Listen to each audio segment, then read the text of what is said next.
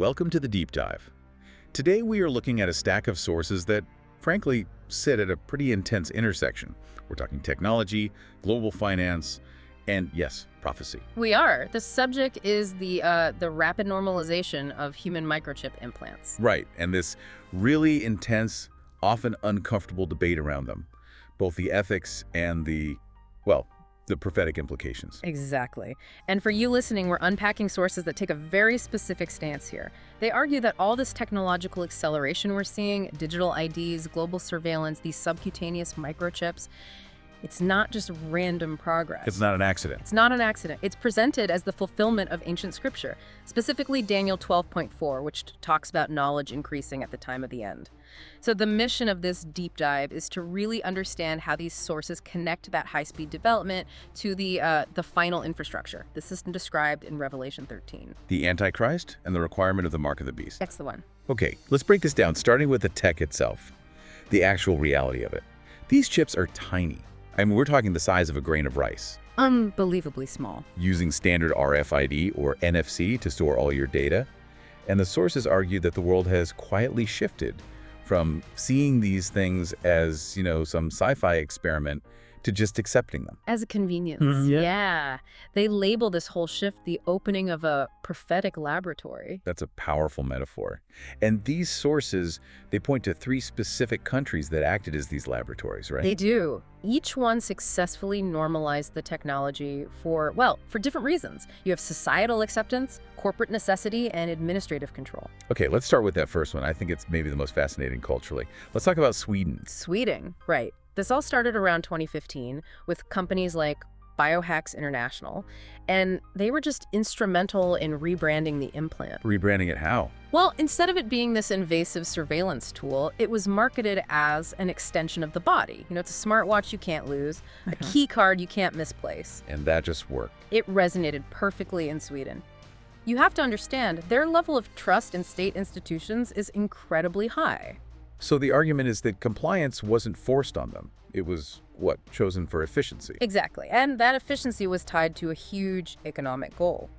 Sweden's central bank, the Riksbank, has been aggressively pushing the country to become the world's first completely cashless society. And the chip just slots right into that plan. It's the perfect tool. It removes all the friction from public transit, building access, storing your medical data. I mean, the sources even point to this deep-seated social discipline. They cite the time in 1967 when the entire country switched which side of the road they drove on. Overnight. And just as proof of this capacity for unquestioning mass conformity. Wow. The takeaway there is that total social compliance is possible.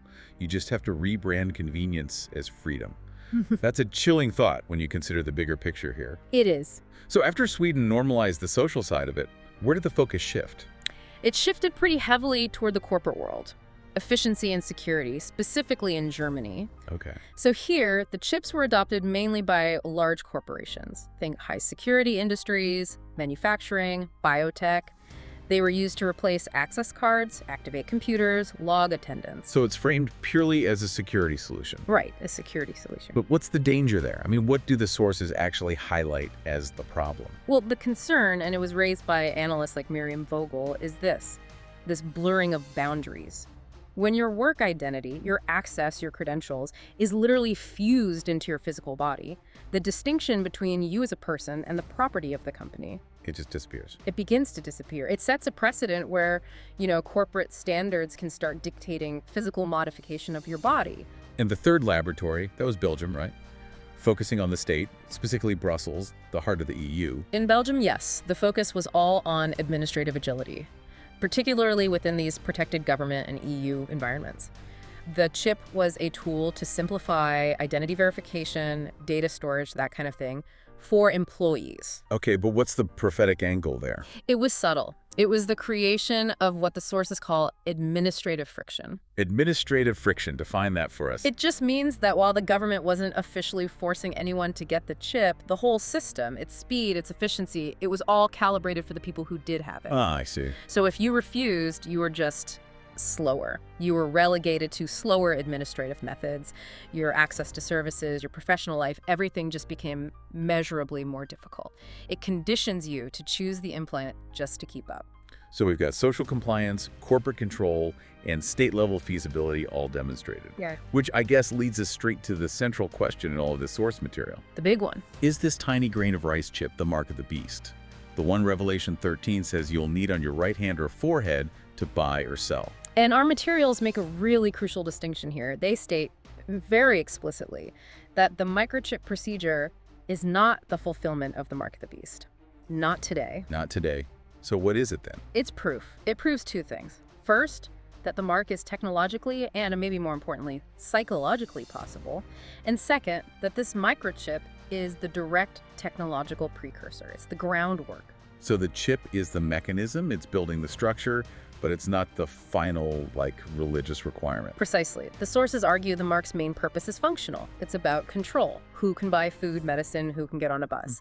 And the microchip is actively building the exact structure needed for that system. It relies on three things that are all advancing right now. Which are? 1, implantable technology, which we now have. 2, a unified, centralized global digital ID. And 3, global financial controls, which you can see in the push for central bank digital currencies. What's so fascinating here, and the sources really emphasize this, is the psychological part. The conditioning. They call it the worldview pivot. That's the essential piece. The sources claim that generations have been, and I'm quoting here, trained to accept surveillance for convenience. Right. They point out that people today are just more willing to trust a digital system that makes their life easier, something that manages their bank, their medical records, than they are to trust ancient scripture that warns about this exact kind of centralized control. So that willingness to trade privacy for an easier life, that's the conditioning. That is the conditioning they argue is necessary for the final mandatory mark to be accepted. So if we connect all this, the sources then pivot. They move from the mechanism, the chip, to the identity of the ruler who's going to enforce this system. And their interpretation links the Antichrist very heavily to an Islamic kingdom model. Yes, and this requires you to look at the prophecy from a different map, really, a different geographical lens. What do you mean? The sources argue that traditional Western interpretations have often misread the biblical history of nations, especially the statue in Daniel chapter 2. That statue, detailing the kingdoms from Babylon to the end, it tells the story from an Eastern perspective. Babylon is Iraq, Media-Persia is Iran, Greece, and then finally Rome. And Rome in this reading isn't. Rome, Italy, it's the eastern seat of power. Correct. The claim is that the Roman lineage continues through Constantinople, which is modern-day Istanbul, Turkey. So the final kingdom, the feet and toes of clay and iron, is interpreted based on the original Hebrew word for mixed in Daniel 2.41, Okay. which the sources link etymologically to the term Arab. So the final global power in this view is seen as Ottomanian or Islamic in nature. Wait, that is a massive reinterpretation of a central prophetic text many people think they know. Right. Do the sources acknowledge any other historical interpretations of that specific word? Or is this presented as the only reading? They present it as the definitive reading. They argue it's the key that resolves a lot of prophetic ambiguities. And this interpretation leads them to their key parallel. That the Christian Antichrist is, prophetically speaking, the Islamic al-Mahdi, the 12th Imam. That is a stunning claim. What parallels do they even use to try and bridge those two figures? Well, they start with the shared global expectation. Christians await Christ's return, Jews await their Messiah, and Muslims await al-Mahdi. Okay. But crucially, the Mahdi is expected to rule the earth for a period, often seen as 7 years, which matches Daniel's prophetic time frame. And he's supposed to fill the world with fairness and justice. Which sounds good. It does, until you align it with the chilling prediction in Daniel 8.25, which says, "A leader will destroy many by peace." Destruction through a false sense of peace and justice. And what about the specific characteristics of the Antichrist from Daniel 11? How do they align those? Well, Daniel 11 says the ruler will not regard the God of his fathers, which they interpret as a departure from traditional Abrahamic faith. He will not regard the desire of women, linked to various social changes. And most critically, he will honor a God of forces, which the sources link directly to the concept of jihad. This prophetic framework brings us right back to the mark itself. The mark, the name, or the number of the beast, 666. If the ruler is seen through this lens, how on earth do the sources interpret that famous number? This is where it gets really interesting, and you need a very specific linguistic interpretation. The sources basically dismiss the simple numerical translation of 666. They just threw it out. They argue that the Apostle John, writing Revelation, would have seen the mark not as a number, but as a composite symbol in Aramaic or Greek. They interpret 666, often rendered as the Greek letters chi, shi, lambda, or XLF, as a specific visual symbol. So not a number you calculate, but a picture you see on the hand or forehead. What do those three elements XLF supposedly represent?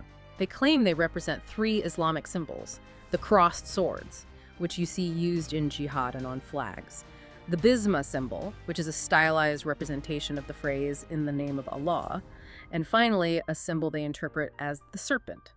So in this reading, the mark isn't a chip, it's a publicly visible declaration of loyalty to this system. That gives the mark a very clear, non-negotiable spiritual and political identity in these sources.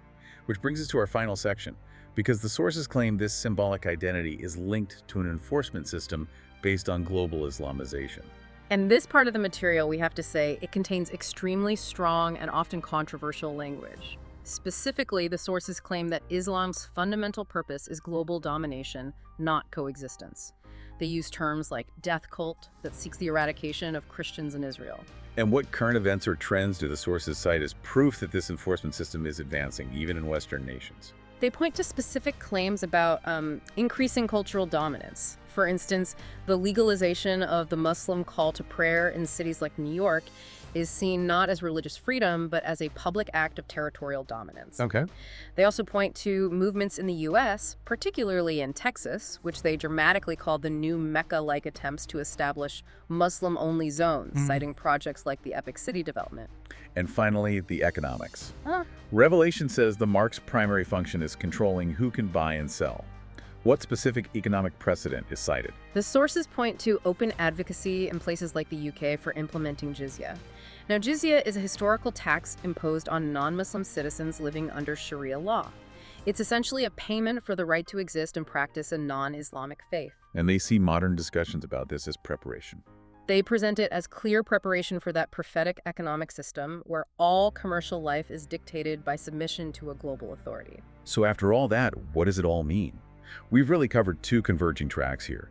First, the incredible speed of global digital ID technology, providing the mechanism, the chips, the centralized IDs.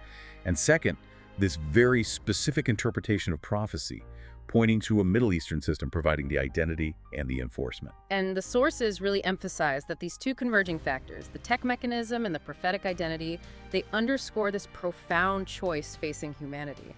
The coming global system, whether it's enforced by a digital chip or by religious law, ultimately requires individual vigilance and a choice. So the question we want to leave you with is this: how does this current rapid increase in knowledge and technology, the very fulfillment of Daniel 12.4, how does it challenge your belief system when powerful global forces are actively trying to define truth, obedience, and ultimately where your freedom really lies?